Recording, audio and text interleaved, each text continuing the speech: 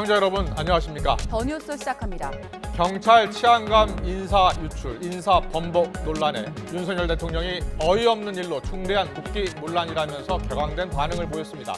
민주당은 경찰국 신설 추진에 경찰 길들이기 아니냐면서 행안부 장관 탄핵 추진 이야기도 나오고 있습니다. 정치권 이슈 시간에 자세히 짚어보겠습니다. 원달러 환율이 13년 만에 처음으로 장중 1,300원을 돌파하면서 금융시장이 출렁이고 있습니다. 전문가 연결해서 환율 급등 배경과 전망, 또 우리 경제에 미칠 영향 짚어보겠습니다. 먼저 오늘의 주요 뉴스부터 보시겠습니다.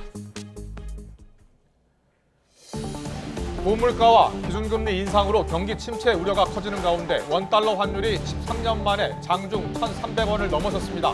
정부는 일일 점검 체계를 확대 개편하는 등 비상 대응을 더욱 강화해 나가기로 했습니다. 최근 우크라이나 전쟁 등 영향으로 사료값이 폭등하고 전염병까지 겹치면서 축산 농가의 시름이 깊어지고 있습니다. 삼겹살 등 돼지고기 가격이 치솟으며 물가 부담이 커지자 정부가 수입 돼지고기 관세를 낮추는 등 대책 마련에 나섰습니다. 경찰 치안감 인사 번복 논란과 관련해서 윤석열 대통령은 재가도 없이 인사가 유출됐다며 중대한 국기문란 행위라고 강하게 질책했습니다. 또 검찰총장 공백 상태에서 고위직 인사가 단행된 것에 대해선 한동훈 법무장관이 능력을 감안해서 했을 것이라며 문제가 없다고 답했습니다. 이준석 국민의힘 대표 성상납 관련 의혹에 대해 국민의힘 윤리위원회가 다음 달 이 대표의 소명을 듣고 징계 여부를 재논의하기로 했습니다. 이 대표 측은 징계 절차가 무효라며 반격에 나서는 등 거센 후폭풍이 일고 있는 가운데 이 대표는 거듭 결백을 주장했습니다. 첫 확진 사례가 확인된 원숭이 두창 유입을 차단하기 위해서 정부가 영국과 독일 등 유럽 5개 나라 입국자 검역을 강화하기로 했습니다. 세계보건기구는 오늘 긴급회의를 열고 원숭이 두창이 코로나19와 같은 세계 공중보건 비상사태에 해당하는지 결정할 예정입니다. 오늘부터 본격적인 장마가 시작되면서 전국적으로 많은 비가 예상되고 있습니다. 서울 등 수도권과 강원 북부 지역에 호우주의보가 내려진 가운데 곳곳에 최고 120mm가 넘는 비가 쏟아질 걸로 보여 산사태와 침수 등 대비가 필요할 걸로 보입니다. 네, 먼저 불안한 금융시장 동향부터 살펴보겠습니다. 원달러 환율이 장중에 1,300원을 돌파하는 등 금융시장의 불안이 이어지고 있습니다. 금융당국은 경기 침체 우려에 따라 시장 변동성이 커졌다며 비상대응 점검 체계를 더욱 강화한다는 방침입니다. 취재기자 연결합니다. 조태현 기자. 네, 조태현입니다. 네, 13년 만에 1,300원 돌파 걱정입니다. 원달러 환율 지금은 어떤 상황입니까? 말씀하신 것처럼 오늘 장중 1달러에 1,300원 넘어선 상태인데요. 장 시작과 동시에 원달러 환율이 상승하기 시작했습니다. 1,300원을 넘긴 게 지난 2009년 7월 이후 12년 11개월 만인데 환율 여전히 강세를 보이고 있습니다. 현재는 어제 종가보다 3.65원 오른 1,300원대 초반에서 거래가 진행이 되고 있습니다. 고물가 상황과 이에 따른 기준금리 인상으로 경기 침체 우려가 커지면서 안전자산인 달러로 수요가 몰리는 영향으로 풀이됩니다. 반대로 위험자산에 대한 선호도는 하락하면서 증시는 내림세를 보이고 있습니다. 코스피와 코스닥 모두 소폭 상승으로 출발한 뒤 상승과 하락을 오가다가 지금은 나란히 내림세를 보이면서 올해 들어 최저점 기록을 다시 세운 상태입니다. 네, 금융시장의 불안이 계속해서 이어지고 있는데 금융당국에서 대응회의를 열었다고요? 네, 오늘 오전에 김소영 금융위원회 부위원장 주재로 금융리스크 대응 태스크포스 2차 회의가 열렸습니다. 회의에는 금융감독원과 예금보험공사 관계자도 참석했는데요. 김 부위원장은 우크라이나 사태가 길어지는 가운데 미국 등 주요국의 통화 긴축이 가속하면서 금융시장의 변동성이 커졌고 경기 침체 우려도 확대됐다고 설명했습니다. 이에 따라 대응 체계를 확대 개편하는 등 비상 대응을 더욱 강화하기로 했습니다. 이복현 금융감독원장도 연구기관장들과 만나 간담회를 진행했는데요. 경제 위기가 복합적으로 일어나는 미중유의 퍼펙트 스톰이 밀려올 수 있다며 건전성 비율 규제 같은 다양한 감독 수단을 적극적으로 활용해 금융회사의 취약 부분을 집중적으로 관리하겠다고 강조했습니다. 지금까지 경제부에서 YTN 조태현입니다. 네, 그럼 여기서 전문가 연결해서 환율 상승 배경과 전망 그리고 우리 경제에 미칠 영향을 자세히 짚어보겠습니다. 주원 현대경제연구원 경제연구실장 연결돼 있습니다. 안녕하십니까? 네, 안녕하십니까? 네, 먼저요. 원달러 환율이 왜 이렇게 많이 오르고 있는 겁니까? 아무래도 근데 미국 중앙은행의 연준의 금리 인상 기조가 가장 큰 원인이고요. 그리고 이제 금리 인상 속도가 예상했던 것보다 너무 빨랐다는 게, 그리고 이런 추세가 이제 계속되면은 우리나라와 미국 간의 기준금리가 이제 뒤집어지는 역전 현상, 이런 것 때문에 외국인들이 상당히 좀 불안해하고요. 그리고 이제 우리나라 같은 경우는 지금 금리 역전도 있지만은, 실물 경제가 영향을 받을 거란, 그래서 이제, 안전자산에 대한 선호, 이런 것 때문에 달러로 자금이 몰리고 있는 것 같습니다. 환율이 오르면 우리 경제엔 어떤 영향을 미칩니까? 가장 안 좋은 게 이제 국내 물가를 끌어올리는 영향입니다. 그러니까 5월 우리가 기준으로 수입 물가 중에 그 네. 계약 통화, 여보세요? 네, 말씀하십시오.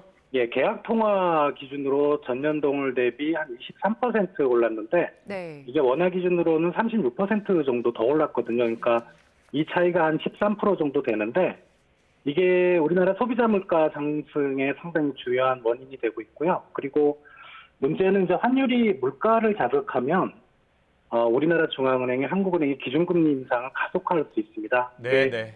한국은행이 금리 인상 속도를 가속화할 경우, 뭐 단기적으로는 뭐 우리 주식시장이 폭락할 수 있고, 또 이렇게 우리나라 시중금리가 올라가서 한계 기업이나 우리 이제 가계 중에 취약계층의 디폴트 가능성으로 이어질 가능성, 이제 그런 것들이 상당히 좀 우려되고 있습니다. 그렇군요.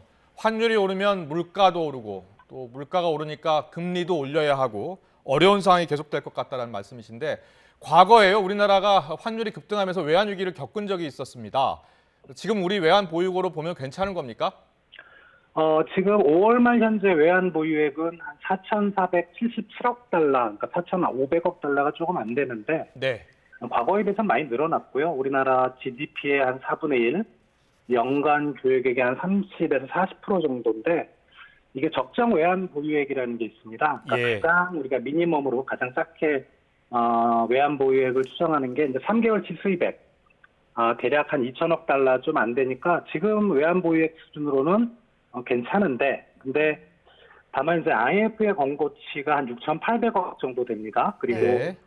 BIS 국제결제은행 권고치가 9천억 달러, 이거 완전히 좀 안전하게 가고자 할 때 이제 그 정도 규모인데, 그 정도의 권고치에는 지금 상당히 좀 모자란, 그래서 좀 우려는 되는 상황으로 좀 보입니다. 네.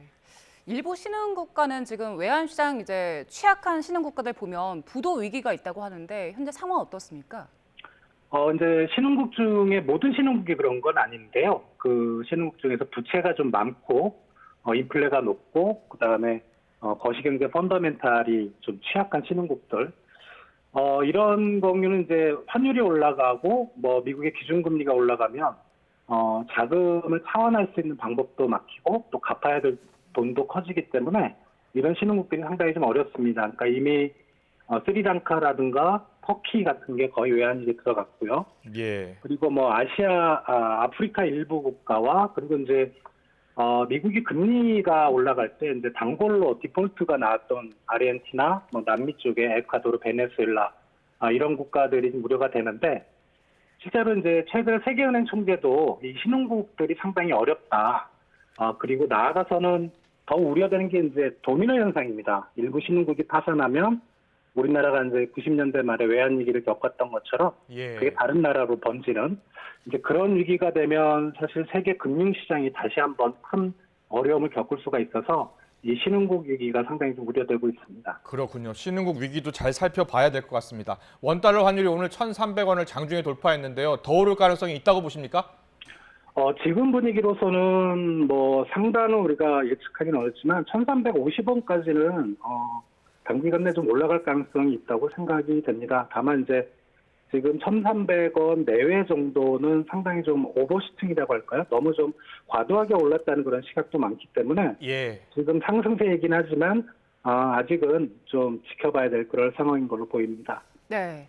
그리고 주식시장이요. 코스피 어제 크게 떨어졌고 오늘도 지금 좀 떨어지고 있는 상황인데 주식시장 전망 어떻게 하십니까?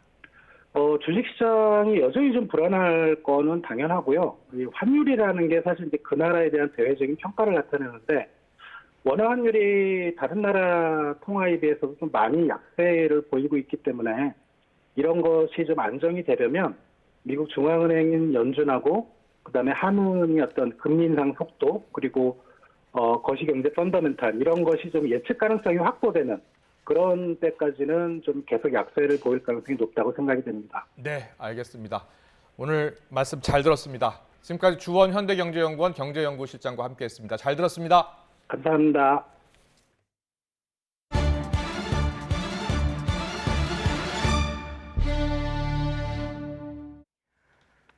사료값이 폭등하면서 전국의 축산 농가들이 큰 어려움을 겪고 있습니다. 엎친 데 덮친 격으로 양돈 농가에는 전염병까지 돌면서 축산 농민들의 시름이 깊어지고 있습니다. 현장에 취재기자 나가 있습니다. 허성준 기자. 네, 경북 영천의 양돈 농가입니다. 네, 현장 상황 어떻습니까? 네, 이곳에서는 돼지 7천여 마리를 키우고 있는데요. 최근 사료값이 폭등하면서 어려움을 겪고 있습니다. 지난해 1월 1kg에 4,600원 하던 사료값이 최근 700원으로 급등한 겁니다. 사료값이 50%나 오르면서 손익분기점 맞추기가 사실상 어려워졌습니다.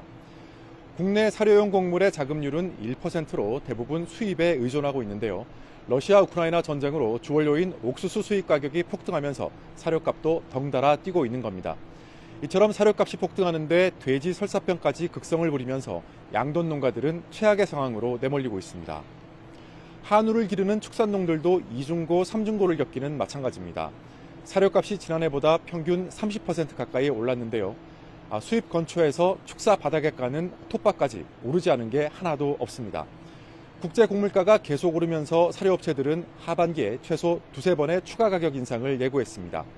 여기에 한우 사육 두수는 적어도 내년까지 계속 증가할 것으로 보여 눈앞이 깜깜합니다.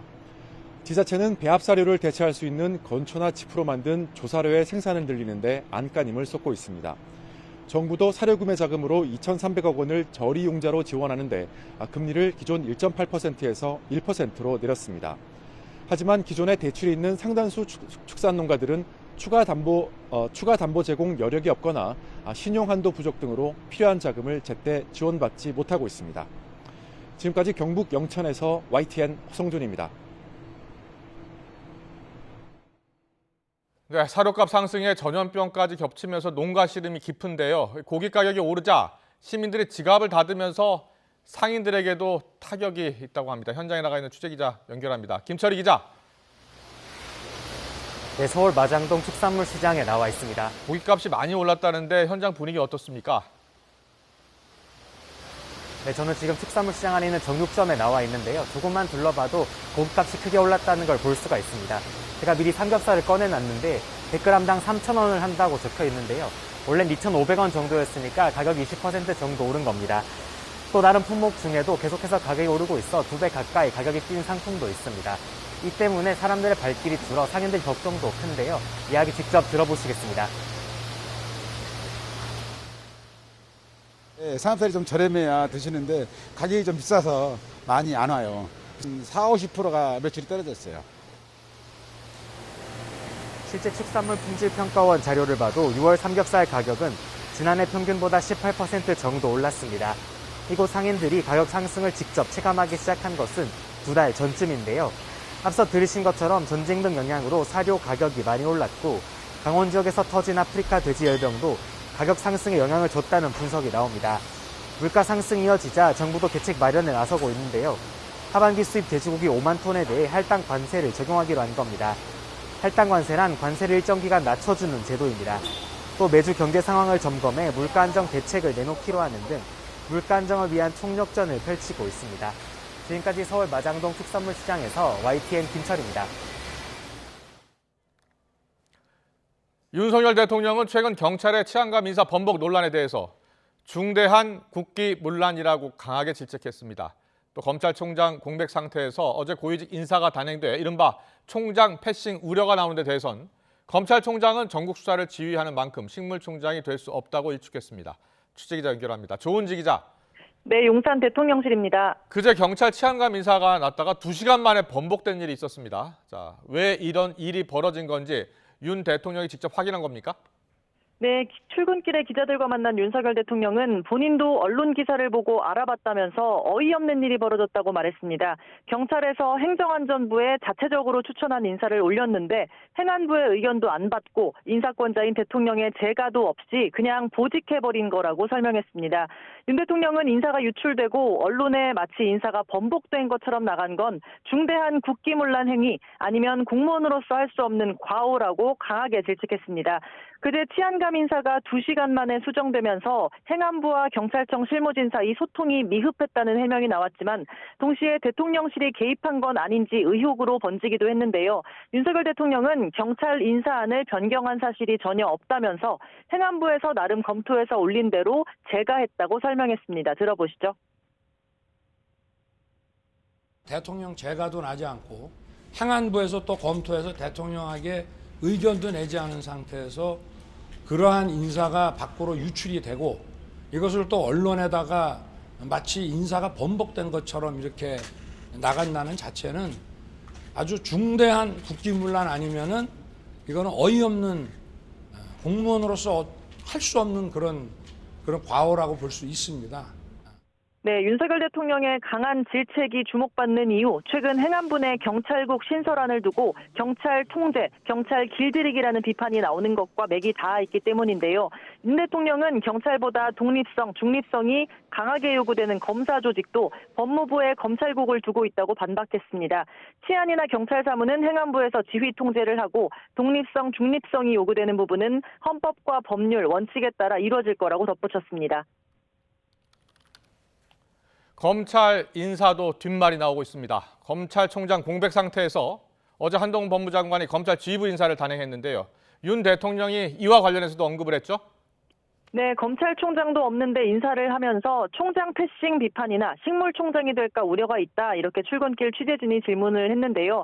윤석열 대통령은 검찰총장은 전국 검찰 수사를 지휘하는 사람인데 식물이 될 수 있겠느냐고 반문했습니다.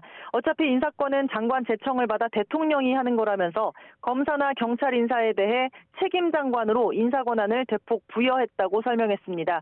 윤 대통령은 과거 검찰총장 시절 추미애 당시 법무장관이 자신과 협의 없이 인사를 잇따라 강행하자 2020년 국회 국정감사에서 인사권도 없고 주변에서 다 식물총장이라고 한다고 말한 적이 있어서 오늘 발언이 더 주목받고 있습니다. 직접 들어보시죠. 검찰총장이 식물이 될 수 있겠습니까? 책임 장관으로서 인사 권한을 대폭 부여를 했기 때문에 아마 우리 법무장관이 이런 능력이라든지 이런 것들을 감안해서 아주 제대로 잘 했을 것으로 저는 보고 있습니다. 네, 이처럼 검찰총장 공백이 길어지는 와중에 법무부 중심 인사가 계속되면서 수사기관의 독립성, 중립성 훼손 우려도 나오고 있습니다. 윤 대통령은 수사는 진행되면 외부에서 간섭할 수 없다면서 통제는 하되 수사나 소추 등 준사법적 행위는 철저하게 자기 책임하에서 할 수 있도록 구조를 짜고 있다고 덧붙였습니다. 지금까지 용산 대통령실에서 YTN 조은지입니다. 초유의 경찰 고위직 인사 번복 논란을 두고서 윤 대통령이 중대한 국기문란이라고 강하게 비판하면서 경찰 내부 반발도 더 커지고 있습니다. 어떻게 국기문란이라고 볼 수 있느냐면서 오히려 결국 행정안전부의 경찰 길들이기 시도가 아니냐고 맞섰는데요. 행안부 내 경찰국 신설을 골자로 한 경찰 통제 강화 방안에 대한 반발까지 더해져서 갈등은 커지고 있습니다. 취재기자 연결합니다. 송재인 기자. 네, 사회일부입니다. 네, 윤 대통령 오늘 아침 경찰 치안감 인사 번복 논란을 강도 높게 비판했는데요. 경찰도 더욱 다시 반발하고 있다고요? 네, 내부 반발은 물론이고 공개적인 비판 발언까지 나왔습니다. 경찰 내 노조 역할을 하는 직장협의회 전국 대표단 기자회견에서 나온 발언인데요. 경찰은 인사를 밖으로 표출시켰다간 중징계를 받는다며 2시간 뒤 뒤집힌 인사가 나왔다는 건 무언가 보이지 않는 내부 의도가 있는 거라고 지적했습니다. 결국 이번 치안감 인사 번복 사태는 행안부의 경찰 길들이기 시도의 연장선이라고 비판했는데요. 직접 들어보시죠. 저녁 7시에 문서가 나오고 9시에 도경찰청장들 부임을 하라고 합니다. 이임식도 없고 인사할 수 있는 시간을 전혀 주지 않은 거죠. 그 다음에 행안부 안에 경찰국을 설치하려고 하는 이런 시도들로 봤을 때 경찰 길들이기 아닌가. 인사권자인 대통령의 재가도 없던 상황에서 경찰이 행정안전부로 올린 자체 추천 인사를 그대로 공지한 건 국기문란격이라는 윤 대통령의 발언과 관련해 책임 소지를 반박하는 발언으로 풀이됐는데요. 수면 위로 드러나진 않았지만 경찰 내부에서도 인사하는 행안부와 조율을 거친 내용으로 추정되는데 국기문란이라는 대통령의 질타는 적절하지 않다는 반발이 들끓고 있습니다. 여기에 행안위 소속 민주당 의원들 역시 인사 번복 논란의 진상을 규명해야 한다고 가세하면서 갈등은 더욱 확산하는 분위기입니다. 네, 이번 치안감 인사 번복 논란이 더 심화한 거는요. 행안부의 경찰 통제 권고안과 맞물렸기 때문입니다. 이에 대한 경찰 내부 반발도 계속되고 있죠. 네, 그렇습니다. 경찰 직장협의회 기자회견에서는 경찰 통제 권고안과 관련한 성토 발언도 줄을 이었습니다. 이상민 행안부 장관이 차기 경찰청장 후보군인 치안정감을 사전 면담하면서 인사 개입 논란이 불거진 데 이어 이번에 발표된 경찰 통제 방안을 보면 사실상 경찰국을 신설해서 인사와 감찰 권한 등을 가져간 뒤 경찰을 마음대로 부리려는 시도라고 볼 수밖에 없다고 강하게 반발했습니다. 직접 들어보시죠. 경찰은 국민들의 필요해서 움직이는 것이 아니라 정권에 맞추어서 정권의 입맛에 맞는 정권의 필요에 의해서 경찰권이 작동될 것입니다. 그렇게 되면은 결국은 국민들이 억울한 일이 발생되고 피해가 생길 것입니다. 경찰 내부망을 통해서도 반발은 이어지고 있습니다.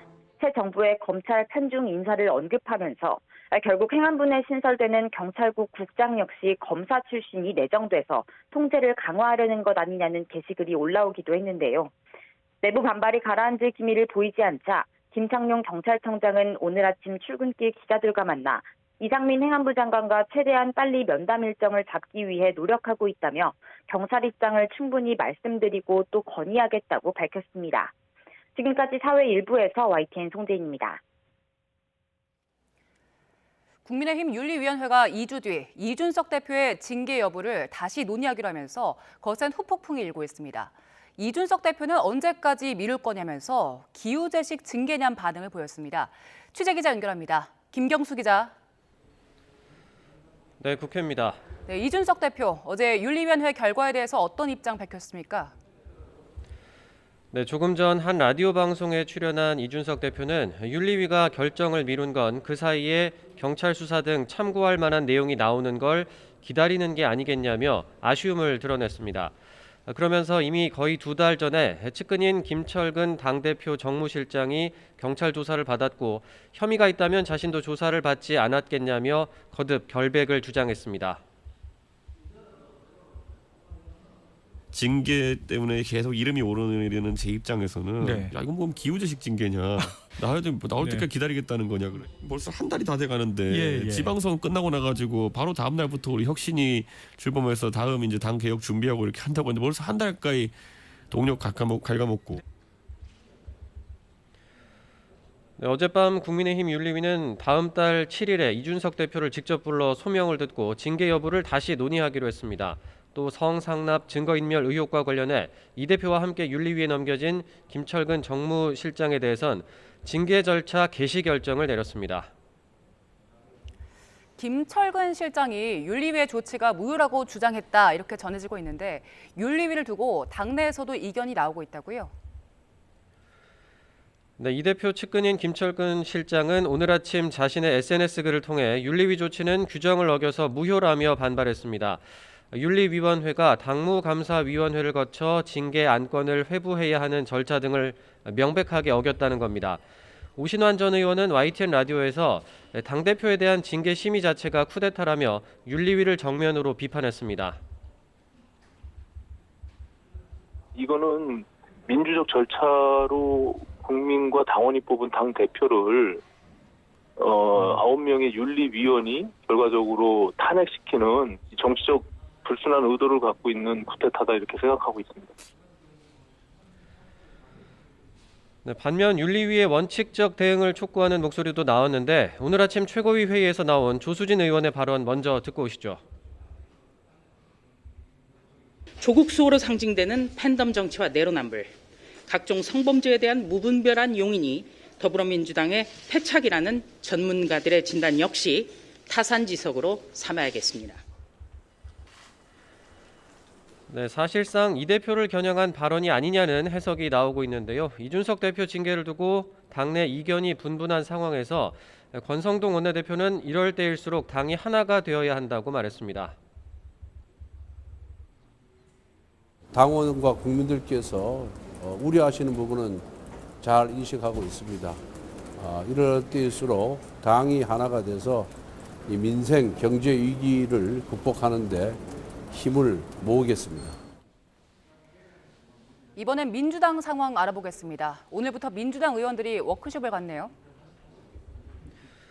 네, 내일까지 이틀간 충남 예산군에서 워크숍이 진행이 되는데요. 당 지도부를 포함한 의원단 전체가 함께 모여서 전국 단위 선거 연패 원인과 당 혁신 방안 그리고 국회 후반기 원구성 문제 등 산적한 현안을 두고 격이 없는 토론을 벌입니다. 차기 전당대회 불출마 압박이 큰 만큼 이재명 의원의 당권 도전 문제도 워크숍 핵심 이슈로 논의될지 관심이 쏠리는데요. 앞서 이탄희 의원은 한 라디오 방송에서 지난 선거 때 이재명 의원이 성남이 아니라 인천에서 출마한 부분은 반드시 성찰이 필요하다고 말하기도 했습니다. 지금까지 국회에서 전해드렸습니다. 나날이 치솟는 생활 물가에 이제 서민 음식이라고 부를 수 있는 것들이 많지 않습니다. 대표적으로 삼겹살이 그런데요. 요즘 외식 물가가 워낙 비싸져서 직접 장을 봐서 드시는 분들 많죠. 집에서 삼겹살을 구워 먹으면 지난해와 비교해 돈이 얼마나 더 드는지 알아봤습니다. 자, 먼저 최근 닷새간의 삼겹살 가격인데요. 100g 평균 가격이 대략 2,900원 선 정도입니다. 조금 전 저희가 전해드렸는데 사료값 상승 또 아프리카 돼지열병 영향으로 가격이 계속해서 오르고 있습니다. 지난해 같은 시기와 비교해봤습니다. 그때는 2,500원 선으로 형성이 돼 있었습니다. 대략 15% 정도가 올랐습니다. 자, 여기에 고기에 곁들여 먹는 채소를 포함해서 한상 차림을 완성하면 어떨까요? 상추나 깻잎 같은 쌈채소의 가격도 알아봤습니다.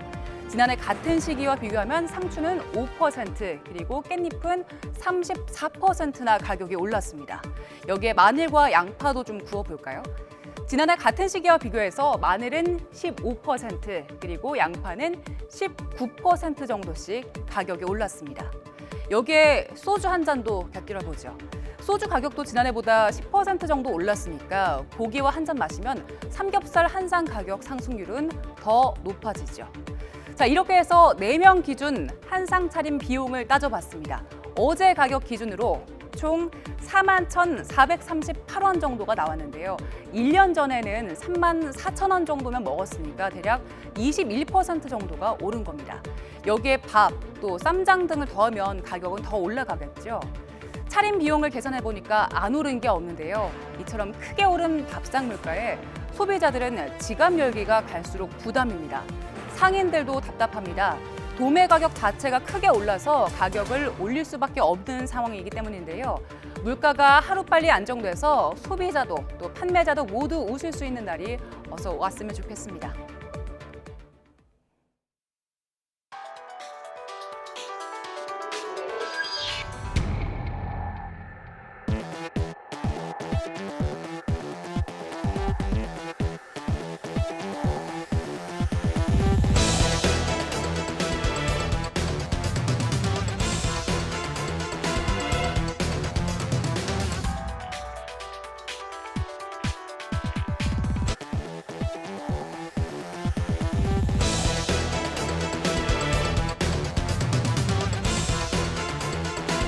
이르면 올 여름부터 재유행이 시작하여 9월에서 10월경 정점 재유행이 온다고 했었을 때 한 10만에서 20만 정도.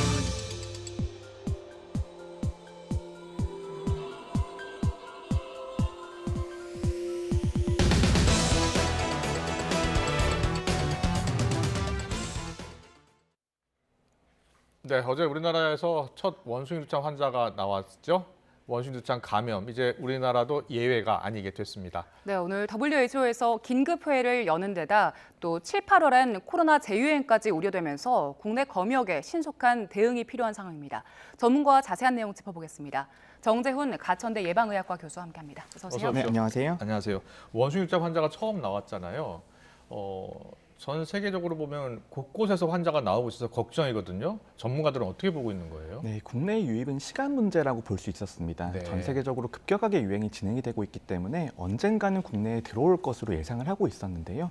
시기나 발견 방식에 있어서는 저는 그래도 이 정도면 다행스럽다라고 생각을 합니다. 어제 발견된 확진자 같은 경우에는 입국 단계에서 확인이 되었기 때문에 접촉자가 매우 적은 상황이었거든요. 네. 그렇기 때문에 예전보다는 대응이 조금 쉽다 이렇게 볼 수 있습니다. 그 부분은 자진 신고를 했잖아요. 그런데 만약에 자진 신고를 하지 않았다면 지역 감염도 충분히 우려해 볼 수 있는 상황인데 검역 강화에 대한 필요성은 어떻게 보십니까? 충분히 그런 가능성은 있습니다. 하지만 감염병의 검역 조치라고 하는 것은 검역에 따른 비용과 효과를 고려해야 되거든요. 지금의 원숭이 두창의 위험성을 볼 때에는 일률적으로 검역 조치를 강화하기는 매우 어려운 상황입니다. 예를 들어서 코로나19처럼 PCR 검사를 받고 입국한다거나 아니면 입국 후에 격리 기간을 가진다라고 하는 것은 굉장히 유행 상황이 심각해진 상황에서는 가능하지만 지금은 불가능한 조치이고요.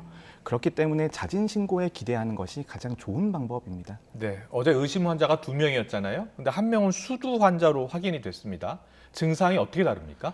어려운 부분입니다. 수두와 원숭이 두창은 초기 증상으로 보면 발열과 발진 거의 동일한 상황이거든요. 그렇기 때문에 전문의들도 구별이 매우 어려운 상황이고 조금 더 진행이 되면은 원숭이 두창 같은 경우에는 발진이 조금 더 크게 나타나면서 멍울이라고 하는 림프절 비대 증상들이 있습니다. 그렇기 때문에 조금 진행된 상태에서는 증상으로 구별이 가능합니다만 초기에는 거의 감별이 불가능하기 때문에 진단 검사에 의존할 수밖에 없는 그런 상황입니다. 네, 지금 화면에 저희가 준비를 했는데 정말 비슷하네요. 네, 거의 증상이 비슷하고 육안으로 봐서는 거의 구분이 불가능하다라고 보셔야 됩니다. 네. 그럼 전문가들도 이걸 정확하게 구별하기 어려운 상황이라면 어떻게 대응을 해야 하는 게 좋겠습니까? 앞으로도 수두와 오인되는 상황들이 많습니다. 그리고 수두는 생각보다 흔한 감염병이기 때문에 지역사회에서도 감염이 흔한 상황이거든요. 네. 그렇기 때문에 진단검사를 빠르게 하는 것들, 그다음에 의심 환자가 발생했을 때 해외 여행력이나 접촉력이 있는지를 확인을 해서 역학적인 지식을 바탕으로 판단을 하는 게 매우 중요합니다. 알겠습니다. 전파 감염을 좀 물어볼게요. 이 전파 감염이 잘 되는 병입니까? 많은 분들이 걱정을 하시는 것이 이게 공기 중 감염이 이루어지지 않을까 아니면 호흡기 감염이 일어나지 않을까 이런 부분들을 걱정하십니다. 감염병에 있어서는 100%는 없습니다만 지금 원숭이 두창 같은 경우에는 대부분은 직접 전파로 인해서 감염이 일어난다라고 되어 있거든요. 호흡기 전파 가능성이 있긴 있습니다만 그 가능성이 높다라고 보긴 어렵고 외국의 사례를 봤을 때는 대부분은 매우 밀접한 접촉이 있어야지만 감염이 가능한 것으로 되어 있기 때문에 코로나19보다는 전파 능력은 많이 떨어진다라고 봐야 됩니다. 네. 그 밀접 접촉의 기준은 어떻게 됩니까? 밀접 접촉은 대부분 원숭이 두창은 병변을 만지거나 아니면 병변이 묻어있는 것들에 접촉을 하면서 감염이 이루어지는 것으로 되어 있거든요.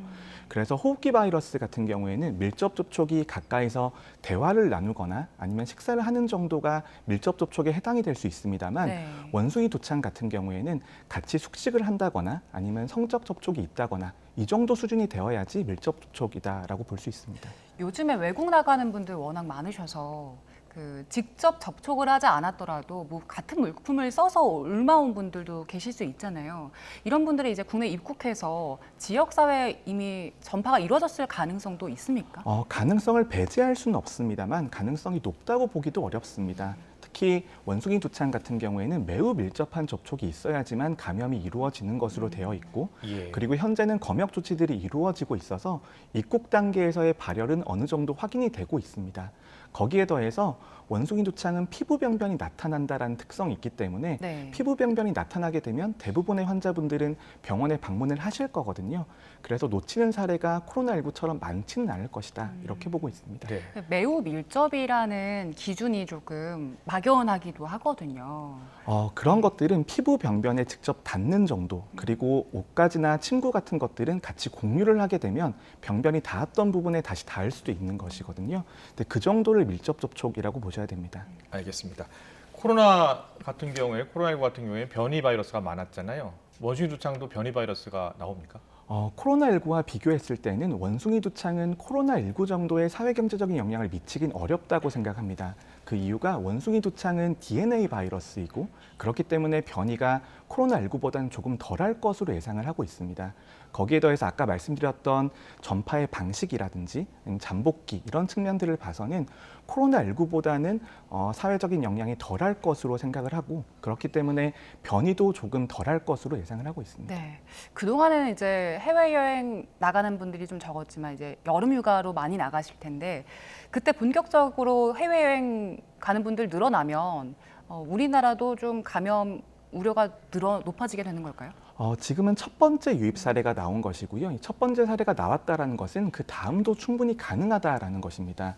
중요한 부분은 유입 사례가 생겼을 때 얼마만큼 빨리 찾아낼 수 있냐라는 것이고 이 빨리 찾아내기 위해서라도 적극적으로 신고와 사회적인 낙인이 없는 상황이 매우 중요한데 만약 사회적인 낙인이 이 감염병에 대해서 찍히기 시작하면 그때부터는 감염자들이 숨을 수밖에 없는 상황이거든요. 그렇다면 해외 유입 사례를 잘 걸러내기 위해서라도 개인정보 보호라든지 신원보호, 그다음에 감염병에 대해서 사회적인 낙인을 줄이는 그런 조치들이 매우 중요합니다. 알겠습니다. 코로나19 유행 초기 때 사망자가 많이 나왔잖아요. 치명률은 어떻습니까? 현재 상황을 보면 아프리카에서 보고가 됐을 때에는 치명률이 3에서 5% 정도까지 될 것이다라는 그런 보고들이 있었습니다만 선진국의 데이터를 보면 치명률은 그 정도까지는 되지 않는 것으로 보고 있습니다. 0.1에서 0.2% 정도의 치명률을 보일 것으로 예상을 하고 있고 그리고 우리나라에서도 다양한 치료제들이 이미 도입이 되어 있고 새로운 치료제들도 도입이 예정되어 있기 때문에 어느 정도 치명률은 관리가 가능할 것으로 보입니다. 지금 있는 치료제들 어떤 게 있습니까? 지금은 광범위하게 쓸 수 있는 항바이러스제들이 있고 면역 글로불린 제제들이 있습니다만 이런 것들은 일반적인 바이러스 감염에도 다 쓸 수 있는 것들이거든요. 이 원숭이 두창에 특별하게 듣는 약제는 아직까지 도입이 준비 중이고 우리나라 같은 경우에는 7월 정도가 되면 도입이 완료가 될 것으로 예상을 하고 있습니다. 치료제가 없으면 치료가 안 됩니까? 그렇지 않습니다. 대부분 바이러스성 질환 같은 경우에는 우리 몸의 면역으로 치료가 되는 경우들이 대부분이고 그리고 치료라고 하는 것이 우리 몸이 바이러스를 이겨낼 때까지 대증요법을 통해서 보조를 해주는 것들 그런 것들이 주된 치료요법입니다. 그리고 WHO가 이제 긴급회의를 열지 않습니까? 여기서 만약에 그 공중보건 비상사태를 선포하게 되면 어떤 게 달라집니까? 공중보건 비상사태라고 하는 것은 국가 간의 정보 교류라든지 아니면 정책적인 면에 있어서 공개를 강화하고 협력을 강화하는 의미를 가지고 있습니다. 그래서 공중보건 위기 사태가 선포되었다라고 해서 이게 바로 팬데믹 상황으로 넘어가는 것은 아니고요. 팬데믹이 될 가능성이 있다. 그리고 가능성이 있기 때문에 국제적인 협력을 강화해야 된다. 그 정도의 의미로 받아들여야 됩니다. 코로나19 유행 때 우리가 다 백신을 맞았잖아요. 원숭이 두창은 이미 백신이 나와 있는 거죠. 네, 원숭이 두창은 이미 백신이 나와 있고 예전부터 오랫동안 써온 백신이고 그리고 생물학적 위협에 대비해서 국내에 상당히 많은 분량이 비축이 되어 있습니다. 하지만 이 원숭이 두창에 대응해서 코로나19처럼 전 국민 접종하기는 조금 어려운 상황인데요. 그 이유가 이 원숭이 두창에 대한 백신 같은 경우에는 접종 방식이 조금 까다로운 측면이 있고 그리고 생백신으로 제조가 되어 있다 보니까 이상 반응에 대한 검증도 완전히 이루어지지 않은 상태입니다. 그렇기 때문에 이 두창 백신 같은 경우에는 포위 접종이라는 방식을 쓰게 되는데요. 코로나19는 밀접 접촉하신 분들은 대부분 자택에서 자가격리를 하셨잖아요. 그렇죠. 자가격리에 더해서 백신 접종까지 해드리는 그런 개념이라고 이해하시면 될 것 같습니다. 네, 그 접종 방식이 다르다는 게 그러면 지금 말씀하신 그 부분인 건가요? 지금 두창 백신 같은 경우에는 1세대부터 4세대까지 4가지 세대의 백신들이 있는데 2세대까지는 한 번 주사로 접종하는 것이 아니라 침 형태로 여러 번 찌르는 상황이고요. 그렇기 때문에 접종이 조금 불편하고 그리고 생백신이기 때문에 접종 부위를 드레싱을 하셔야 됩니다. 그런 것들이 있어서 조금 불편한 측면이 있고 아무래도 코로나19나 인플루엔자 백신과는 다르게 이상 반응이 조금 더 많이 발생할 가능성이 있습니다. 그렇기 때문에 전 국민을 접종해 드리기는 조금 어려운 상황이라고 볼 수 있습니다. 코로나19 유행 때 기저질환 있는 분들은 반드시 맞아야 된다고 했잖아요. 그럼 어떤 분들이 반드시 맞아야 합니까? 지금은 매우 밀접하게 접촉하신 분들 같은 경우에는 이 두창 백신은 코로나19 백신과 다르게 노출된 다음에 접종을 하셔도 예방 효과가 나타납니다. 치료 효과가 있는 겁니까? 네, 치료라기보단 노출 후 예방 효과가 있는 것이죠. 그렇기 때문에 노출되더라도 접종을 하시게 되면 감염으로 진행을 막아주는 상황이기 때문에 그런 목적으로 투약은 충분히 가능합니다. 네, 그 백신 이상 반응은 어떤 게 있습니까? 현재까지 알려진 이상 반응으로는 심근염 같은 것들이 굉장히 높은 빈도로 발생할 수 있다라고 되어 있는데 이 높은 빈도라고 하는 것도 감염되는 것보다는 훨씬 더 낮은 빈도입니다. 그렇기 때문에 노출되어서 감염 가능성이 높은 분들에게는 적극적으로 접종을 할 수 있는 것이고요. 하지만 이 접종의 이제 필요성, 감염의 위험성, 그다음에 안전성 같은 것들을 종합적으로 고려해서 전 국민이 모두 접종하실 필요까지는 없겠다. 이렇게 전문가들이 판단을 내리고 있는 겁니다. 알겠습니다. 코로나19 재유행 가능성을 여쭤볼게요. 7, 8월에 우리 많은 국민들이 갖고 있는 항체가 이제 거의 각지 이제 소멸되면서 효과가 7, 8월에 재유행 가능성이 이야기 나오는데 어떻게 보세요? 저는 충분히 가능성이 있다고 생각을 합니다. 감염을 통해서 얻은 면역이든 백신 접종을 통해서 얻은 면역이든 시간이 지나면 면역 효과가 감소한다라는 것은 매우 잘 증명이 되어 있고요. 그리고 우리나라의 확진자 추이를 보면 이번 주는 거의 이제 바닥에 도달했다라고 보고 있습니다. 다음 주와 다다음 주 정도가 되면 더 이상 감소하지 않는 상황까지 이어질 텐데 그 상황에서 면역이 지속적으로 감소한다라면 확진자의 숫자는 언제든지 높아질 수 있는 그런 상황입니다. 그럼 4차 접종도 고려를 해봐야 됩니까? 4차 접종은 백신에 있어서 업데이트가 어느 정도의 시점에 이루어지고 업데이트 효과가 얼마인지에 따라서 달라진다라고 생각을 합니다. 현재 화이자사와 모더나사에서도 백신 업데이트를 계획하고 있고 특히 오미크론 변이에 맞는 백신들을 개발을 하고 있습니다. 그래서 그 백신의 공급 일정, 그다음 백신의 효과에 따라서 4회 접종을 언제 접종하실 수 있을지, 그다음에 접종의 권고 수준이 얼마만큼 높아질지가 결정이 될 겁니다. 네, 마지막으로요. 여름 휴가 끝나고 나서 8월 이후로요. 원숭이 두창이 국내에서도 퍼질 가능성, 그리고 코로나19 재유행이 동시에 될 가능성은 어떻게 보세요? 충분히 가능성은 있습니다. 해외 사례에서 유입이 계속되고 있기 때문에 원숭이 두창 사례는 계속해서 발견이 될 거고요. 지역사회에서의 감염 사례도 충분히 발견될 수는 있습니다. 하지만 준비가 어느 정도 되어 있기 때문에 충분히 대응이 가능하다고 보고 있습니다. 네, 알겠습니다. 오늘 코로나19 재유행 가능성뿐만 아니라 원숭이 두창에 대해서 아주 자세히 들어봤습니다. 정재훈 가천대 예방과학과 교수와 함께했습니다. 잘 듣습니다. 네, 감사합니다.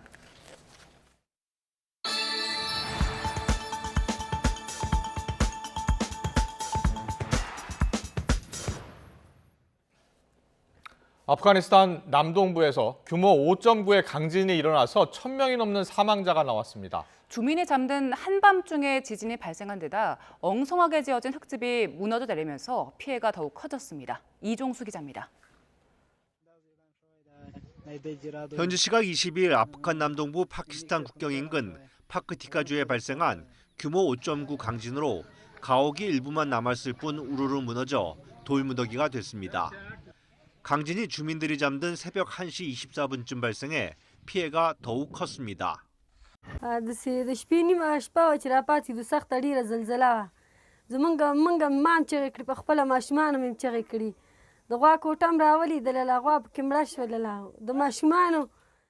이번 지진은 진원의 깊이가 10km에 불과해 지진 충격이 고스란히 지면으로 전달됐습니다. 아프간 시골에는 구조물 없이 진흙이나 흙벽돌 등으로 얼기설기 지은 집이 대부분이어서 강진에 맥없이 무너지면서 압사한 주민도 많습니다.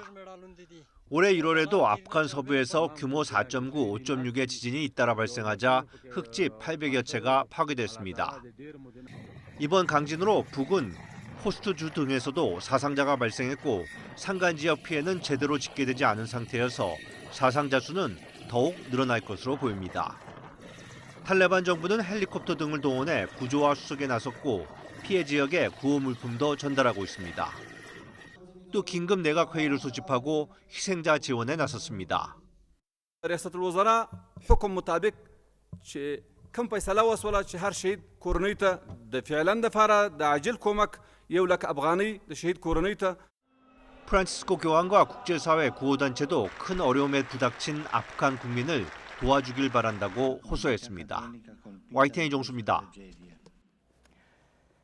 북한이 최전방 부대 작전 임무를 추가하고 관련 작전 계획을 수정하고 있는 걸로 나타났습니다. 김정은 국무위원장은 지난 21일에 이어 어제 당 중앙군사위원회 제8기 제3차 확대회의를 주재하고 전선부대 작전 임무 추가와 작전 계획 수정안, 군사조직 개편 문제 등을 논의했다고 조선중앙통신이 전했습니다. 앞서 지난 4월 김 위원장은 전술핵 무기를 최전선 포병부대에서 운용한다고 밝혔는데 이로 미뤄봤을 때 전술핵 무기를 탑재한 신형 전술 유도 무기와 단거리 미사일을 최전방 부대에서 운용하고 작전 계획도 수정하는 걸로 분석됩니다. 이와 관련해서 우리 군 당국은 상황을 평가하고 있다고 밝혔습니다. 합동참모본부 김중락 공보실장은 북한 회의 내용을 어떻게 평가하느냐는 질문에 관련 동향에 대해서 예의주시하고 있다고 답했습니다. 통일부는 현재 진행 중인 북한의 노동당 중앙군사위원회 확대회의 진행 상황을 분석할 때 남측에 대한 군사적 위협 수위를 증가시킬 가능성이 높은 걸로 판단한다고 밝혔습니다. 북한이 통상은 비공개로 관리해야 할 군사작전 계획을 수정하기 위한 토의를 했다고 공개하고 또 회의에 의해 남한 동부 지역 지도를 의도적으로 노출한 점 등을 판단 근거로 제시했습니다.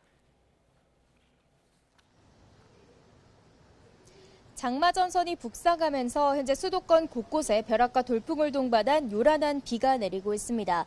현재 중서부 지방에 호우주의보가 내려진 가운데 시간당 30mm 안팎의 강한 비가 집중되고 있고요. 특히 인천, 강화는 시간당 50mm가 넘는 물폭탄이 쏟아지면서 호우경보가 내려졌습니다. 이 지역에 계신 분들은 비 피해 없도록 각별히 주의해 주시기 바랍니다. 자세한 레이더 화면부터 보겠습니다. 북서쪽에서 강하게 발달한 비구름이 남하하면서 서울 등 수도권과 영서, 충청에 영향을 주고 있습니다. 특히 붉은색으로 표시된 비구름이 수도권에 분포하면서 이 지역에 시간당 30에서 50mm의 강한 비를 쏟아붓고 있는데요. 오른쪽에 보시는 것처럼 이 비구름은 낙뢰를 포함하고 있는 데다 단시간에 많은 비를 집중적으로 내리고 있어 피해가 우려됩니다. 오늘 중북부 지역은 밤까지 국지성 호우가 쏟아지겠고요. 충청 이남 지역은 밤부터 내일 아침까지 시간당 30에서 50mm의 강한 비가 집중되겠습니다. 특히 취약 시간대인 밤사이 폭우가 집중될 것으로 보이는 만큼 저지대 침수와 하천 범람, 산사태 등 피해가 발생하지 않도록 주의해 주시기 바랍니다. 예상되는 비의 양은 전남과 제주도 많은 곳에 150mm 이상, 서울 등 중서부와 전북에도 120mm가 넘는 폭우가 쏟아지겠고요. 그 밖의 지역에도 최고 60에서 100mm의 많은 비가 내리겠습니다. 비는 내일 새벽 중부지방을 시작으로 오후에는 대부분 그치겠지만 제주도는 밤까지 이어지는 곳이 있겠습니다. 내일 아침 기온은 오늘과 비슷하거나 조금 낮겠습니다. 서울 21도, 대전과 광주 23도, 대구는 24도가 예상됩니다. 내일도 오늘과 비슷한 기온을 보이면서 무더위가 잠시 쉬어가겠습니다. 서울 한낮 기온 28도, 광주 28도, 부산은 25도가 예상됩니다. 장마전선은 내일 오후부터 점차 남하하기 시작해 주말에는 남해안과 제주도에 영향을 주겠고요. 내륙의 장마는 잠시 소강 상태를 보이겠습니다. 이후 다음 주 중반 다시 북상해 중부지방에 장맛비를 뿌릴 전망입니다. 내일까지 해안가와 제주도를 중심으로 초속 20m 안팎의 강풍이 불겠습니다. 시설물 관리와 안전사고에 각별히 주의해 주시기 바랍니다. 지금까지 서울 사감동에서 YTN 윤수빈입니다. 네, 경찰 치안감 인사 번복 논란 계속 확산하고 있는데요. 윤 대통령이 어이없는 일이다, 중대한 국기문란이다 라면서 격앙된 반응을 보였습니다. 민주당은 경찰국 신설 추진을 두고 경찰 길들이기 아니냐며 행안부 장관 탄핵 추진 이야기도 나옵니다. 잠시 뒤 정치권 이슈 시간에 자세하게 짚어보겠습니다.